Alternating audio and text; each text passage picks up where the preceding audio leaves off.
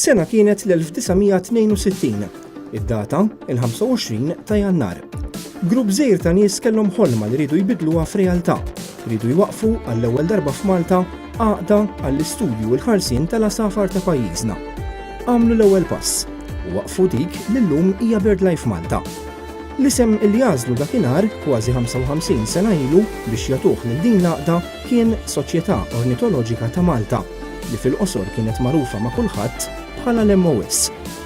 Fil-bidu il-ħidma l-ewwel mid-djar tal-membri tal-Kunsill tal-Għaqda imbagħad minn kwartier li akkwistaw fil-Belt Valletta kienet iffukata fuq l-istudju tal-ispeċi differenti tal-għasafar ta' Malta u l-ħarsien tagħhom. Dan fi żmien meta l-kaċċa u l-insib kienu nistgħu ngħidu parti integrali mill-kultura tas-soċjetà tagħna. Al-kontrarju, ftit li xejn kien hawn protezzjoni tal-għasafar u wis inqas kien hawn kuxjenza ambjentali favur il-ħarsien tal-għasafar u l-habitat naturali tagħhom. It-triq kienet għat-tela, imma bil-mod pass wara pass, is-soċjetà bdiet tikber u tikseb rikonoxximent kemm fuq livell lokali kif ukoll internazzjonali. Bdiet ukoll tifrex il-ħidma tagħha u tidħol fuq sma ġodda. Bdiet taħdem biex tbiddel il-mentalità imma wkoll il-liġijiet biex tqajjem kuxjenza fost il-pubbliku dwar il-ħtieġa tal-konservazzjoni tal-għasafar. L-ewwel snin kienu snin ta' protesti u dimostrazzjonijiet biex l-għaqda twassal leħinha favur il-ħarsien tan-natura u tal-għasafar f'pajjiżna.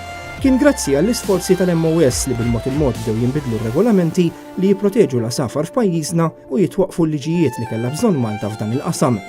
Wara twaqqif tal-leġiżlazzjoni meħtieġa, il-pass naturali li kien imiss kien biex dawn l-istess liġijiet jiġu infurzati.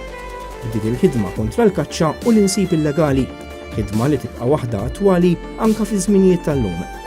Fl-ewwel żminijiet dan ġab miegħu prezz xi jitħallas għax il-membri tal-MOS u l-volontieri tas-soċjetà mhux l-ewwel darba li spiċċaw fil-mira ta' attakki, xi drabi anke vjolenti li ġibdu kundanni fuq min wettaqhom.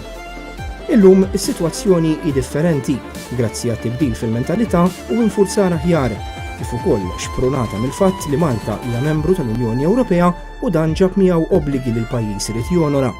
Għalkemm il-ksur tal-liġi jibqa' dejjem, illum jeżisti għarfien ferm akbar u qbil kważi unanimu li l-liġijiet għandhom jiġu rispettati, anke jekk f'kull staġun tal-kaċċa jibqgħu jiġu rrappurtati episodji ta' ksur tal-liġijiet. Il-bidla fil-mentalità kienet dovuta wkoll għall-ħidma tal-MOS u anke għal fatt li matul is-snin is-soċjetà komplet tibni madwarha konsens u appoġġ mhux biss fuq livell lokali imma wkoll internazzjonalment, hekk kif daħlet fis-sħubija ma' numru ta' qdiet barranin li jaħdmu fl-istess qasam. Is-sħubija ewlenija li tat statura lil din l-għaqda ambjentali kellha tkun dik fil-BirdLife International fil-bidu tad-disajnijiet u li fil-fatt waslet biex ftit wara l-MOS bidlet isimha għal BirdLife Malta, hekk kif affiljat ruħha mal-Fera Ewropea tal-BirdLife, BirdLife Europe. Illum, BirdLife International hija l-akbar moviment globali ta' organizzazzjonijiet ta' konservazzjoni fid-dinja. BirdLife Malta taħdem ukoll fil-qrib ħafna mal-ekwivalenti tagħha fir-Renju Unit, ir-Royal Society for the Protection of Birds, RSPB, li magħha kienet u għadha involuta f'diversi proġetti. Il-kuntatti komplew jikkontribwixxu biex fis-snin riċenti BirdLife Malta komplet tikber u tissaħħaħ, wessat ukoll il-missjoni tagħha u bdiet tesplora oqsma ġodda li fihom setet tiżviluppa. Mill-konservazzjoni u l-ħidma kontra l-illegalitajiet, BirdLife Malta daħlet ukoll fil-qasam tal-edukazzjoni ambjentali. Il-ħidma favur il-ħarsien tal-ambjent naturali ta' madwarna permezz ta' diversi programmi edukattivi illi llum wastmat li jilħqu 80% tal-istudenti żgħar kollha hija pilastru ewlieni tal-ħidma tal-BirdLife. Il-programm Dinja Waħda, pereżempju, immirata l-iskejjel primarji, jikkonsisti f'diversi attivitajiet kollha relatati mal-ħarsien tan-natura. Dan apparti li BirdLife Malta llum għandha wkoll fera apposta għal membri żgħar tagħha li torganizzalhom attivitajiet apposta biex tressaqhom lejn l-ambjent naturali. Il-pjan hu li dan jiġi estis ukoll għas-sekondarja waqt li fl-istess ħin jiżdiedu wkoll il-programmi fil-komunità.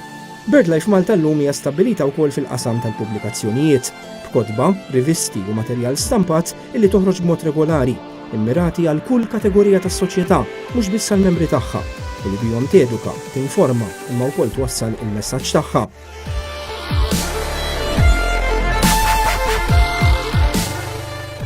It-tisħiħ organizzattiv ġab miegħu wkoll żieda fil-kapaċità ta' BirdLife Malta li tilħaq b'mezzi differenti u ġodda lill-pubbliku. b'numru kbir ta' kampanji, inizjattivi u attivitajiet li jiġu organizzati tul is-sena, l-hekk insejħa Raptor Camps, il-famuża Springwatch waqt il-passa tal-asafar fl-istaġun tar-rebbija, is-sessjonijiet ta' bird ringing u birdwatching, il-vjaġġi bid-dajjes taħt l-irdumijiet għall-osservazzjoni tal-asafar tal-baħar, insomma lista li ma tispiċċa qatt. BirdLife Malta tieħu sehem ukoll regolarment f'numru ta' kampanji. Il-lobbying matul is-snin fuq diversi temi ġab tibdil pożittiv għall-pajjiż. Wassal biex pereżempju jitwaqqaf l-insib għal Peter Ross. Fuq skala ferm ikbar wassal biex iddaħħlu liġijiet ambjentali ġodda, biex titwaqqaf triq li kienet se tgħaddi minn ġon nofs Ladira, biex fil-flas ssir riserva naturali u biex il-gżira ta' Kemmuna tiġi ddikjarata santwarju tal-asafar. Bla dubju li l-akbar kampanja li kellha sehem fiha BirdLife Malta kienet dik ta' referendum ta' April 2015 dwar il-kaċċa fir-rebbija f'Malta u li bija ntlaħaq ukoll l-qofol tal-isforzi kostanti tal-BirdLife Malta kontra l-kaċċa f'dan l-aktar staġun importanti għall-asafar tal-passa li jkunu fi triqithom biex ibejtu. Suġġett li kien ilu fuq l-aġenda nazzjonali minn meta Malta ssieħbet fl-Unjoni Ewropea fl-2004. Minħabba li l-kaċċa f'dan l-istaġun hija legali kullimkien madwar l-Ewropa minn barra f'pajjiżna. Minkejja li r-referendum intrebaħ mill-lobby favur il-kaċċa, il-maġġoranza kienet biss ta' ftit aktar minn 2000 vot u dan wera li kważi nofs il-popolazzjoni ta' Malta hija kontra l-kaċċa. Ironikament minkejja dan ir-riżultat, inqas minn sena wara il-Gvern Malti kien kostret iċedi għal pressjoni tal-Kummissjoni Ewropea u japplika moratorju mitlub mill-Unjoni Internazzjonali għall Konservazzjoni tan-Natura, l-IUCN, fuq il-gamiema. Hekk kif l-aħħar tarif xjentifiku wera li din l-ispeċi tinsab fil-periklu tal-estinzjoni u għalhekk tpoġġiet fuq ir-red list tal-aktar tajr vulnerabbli u taħt teddida madwar id-dinja.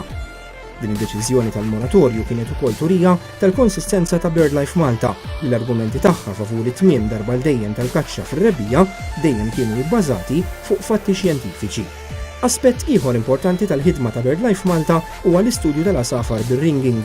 Permezz ta' sħubija li tmur lura l-1965 fi skema xjentifika mifruxa madwar l-Ewropa, illum BirdLife Malta għandha numru ta' ringers liċenzjati li qed jikkontribwixxu għall-istudju, ir-riċerka u l-ġbir ta' informazzjoni fuq il-passa tal-asafar, ir-rotot ġeografiċi u l-movimenti tagħhom, l-analiżi tal-attività annwali tal-asafar f'pajjiżna u l-ġbir ta' lista ta' asafar li jbejtu regolarment f'Malta.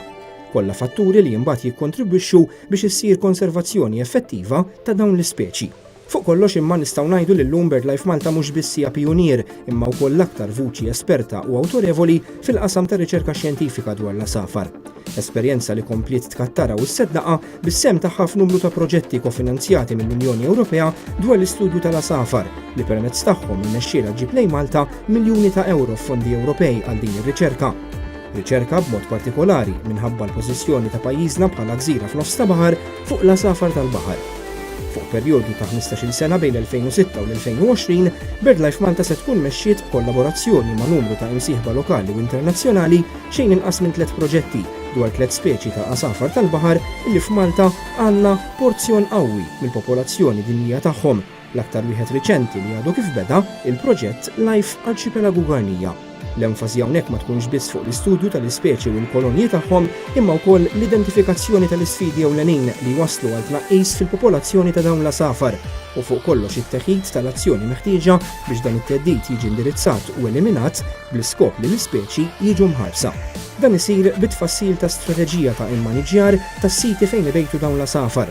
Nistgħu ngħidu illi ħsadna l-frott ta' wieħed minn dawn il-proġetti hekk kif fuq rakkomandazzjoni ta' BirdLife Malta numru ta' hekk imsejħa Important Bird Areas jew IBAs ġew klassifikati mill-Gvern Malti bħala l-ewwel Marine Special Protection Areas SPAs biex jiġu protetti legalment bħala parti minn netwerk Natura 2000 fil-Gżejjer Maltin u tresqu mill-Kabinett tal-Gvern għall-approvazzjoni tal-Kummissjoni Ewropea.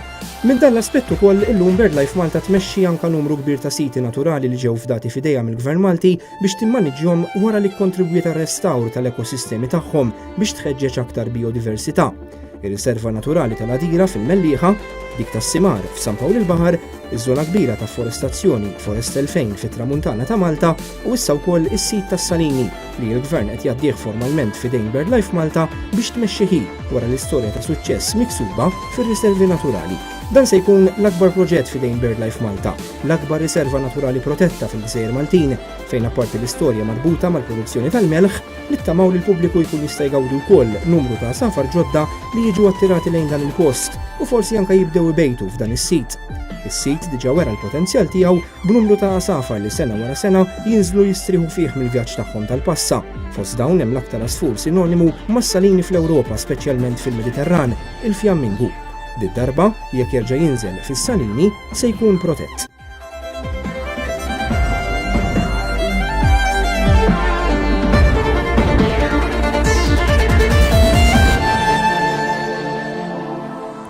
Fis-siti kollha li għandha f'idejha BirdLife Malta wettqet trasformazzjoni sħiħa biex illum dawn ir-riservi huma popolari ferm mhux biss mad-dilettanti u l-entużjasti tal-asafar imma wkoll ma' ħafna Maltin u għawċin, familji, tfal u adulti, studenti tal-iskejjel imma wkoll turisti li jżuruhom kull sena. Dawn is-siti mhux biss ġew attrezzati bl-iskop li jattiraw in-nies u jixbdu lejhom numru dejjem akbar ta' viżitaturi, iżda fuq kollox ġew riabilitati biex jattiraw l-asafar bit-tama li aktar speċi jitħajru jbejtu f'dawn il-postijiet. Dawn huma l-uniċi postijiet f'Malta fejn in-natura verament tiġi l-ewwel u fejn il-ħarsien tagħha huwa garantit.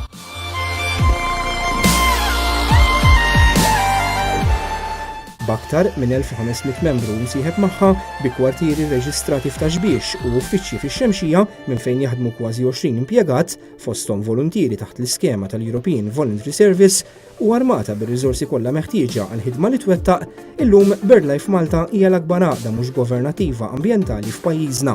Minbarra li tgawdi relazzjoni tajba ħafna mal-NGOs ambjentali kollha f'Malta, BirdLife Malta taħdem mill-qrib ukoll mal-istess ENGOs fuq diversi proġetti u biex tindirizza diversi issues ambjentali li mhumiex limitati biss għall-asafar imma jorbtu mal-ambjent ta' pajjiżna f'sens aktar wiesa'. Minn bidu modest iffukat fuq l-ornitoloġija, fi kliem ieħor l-istudju tal-asafar u l-ħabitat tagħhom, illum BirdLife Malta żviluppat vuċi ambjentali qawwija f'Malta, sieħeb strateġiku nfittex għall-esperjenza tiegħu fil-qasam tal-edukazzjoni ambjentali u r-riċerka xjentifika u fuq kollox għaqda b'saħħitha imsaħħa bis-sħubija f'netwerk ta' aktar minn 120 NGO madwar id-dinja li b'vuċi waħda jsemmaw leħinhom favur il-ħarsien tan-natura waqt li tibqa' l-eqdem u l-akbar moviment ambjentali f'Malta u qatt mhux se tinsa l-għeruq u l-missjoni ewlenija tagħha, jiġifieri l-protezzjoni tal-asafar u l-ħarsien tal-ambjent naturali tagħhom, BirdLife Malta twiegħat li tkompli taħdem bl-iskop li teċċella fl-oqsma li llum stabbiliet ruħha fihom.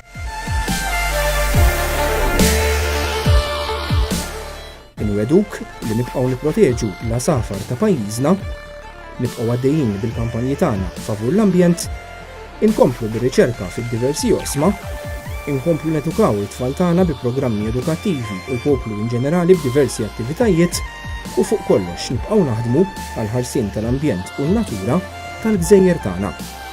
Dan sabiex bis-sem tiegħek niżguraw li nħallu pajjiż aħjar għal min ġej warajna.